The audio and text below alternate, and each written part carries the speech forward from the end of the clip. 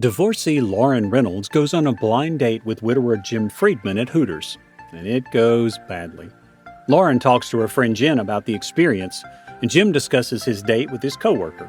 They both agree in the separate discussions that things could have gone better. Lauren and Jim run into each other while on errands at the pharmacy, and the cashier mistakenly switches their credit cards. Jim goes to Lauren's house to switch the cards back, and Jen is at Lauren's house and is broken up with her boyfriend Dick, Jim's boss, although she and Dick already paid for a trip to Africa.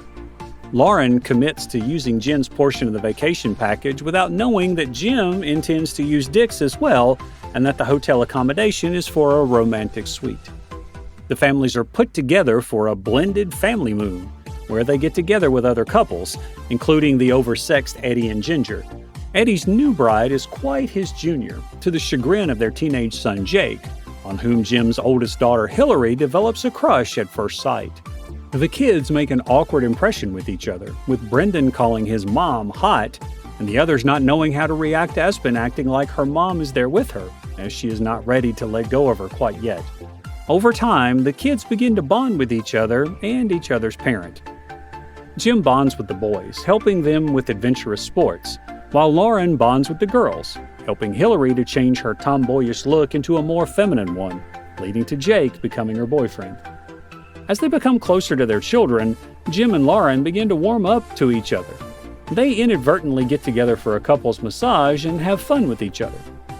When Lou asks Lauren to put her to bed, Lauren sings her "Somewhere Over the Rainbow," which, unknown to her, was the song Lou's mom used to sing. The other girls pretend to sleep, realizing how much they truly love Lauren. She returns this feeling when she maternally kisses each girl's forehead as she says goodnight. Jim starts to realize the depth of his feelings for Lauren. On the last night of their trip, Lauren puts on a beautiful black dress that she admired earlier. She wears it that evening and receives admiration from everyone. Jim and Lauren are sat down for a romantic dinner, which Lauren soon discovers was actually planned by Jim specifically for her. They chat briefly about basic parenting techniques and then pull in for a kiss. However, at the last second, Jim pulls away, apologizing and explaining that he can't do it.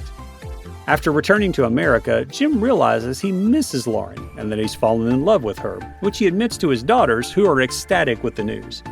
Although Espen is not fully ready to move on from her mother's passing, she also doesn't want her family to lose Lauren.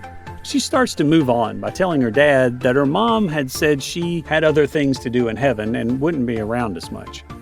At the kids' behest, Jim goes to Lauren's house to give her flowers, only to find her ex-husband Mark there.